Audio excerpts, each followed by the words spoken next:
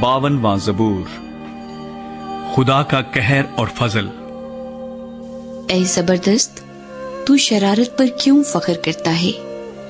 خدا کی شفقت دائمی ہے، تیری زبان محض شرارت ایجاد کرتی ہے۔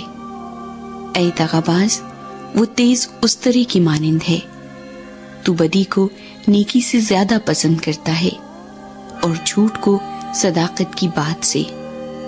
اے دغاباز زبان، تو مہلک باتوں کو پسند کرتی ہے، خدا بھی تجھے ہمیشہ کے لیے ہلاک کر ڈالے گا، وہ تجھے پکڑ کر تیرے خیمہ سے نکال پھینکے گا اور زندوں کی زمین سے تجھے اکھاڑ ڈالے گا۔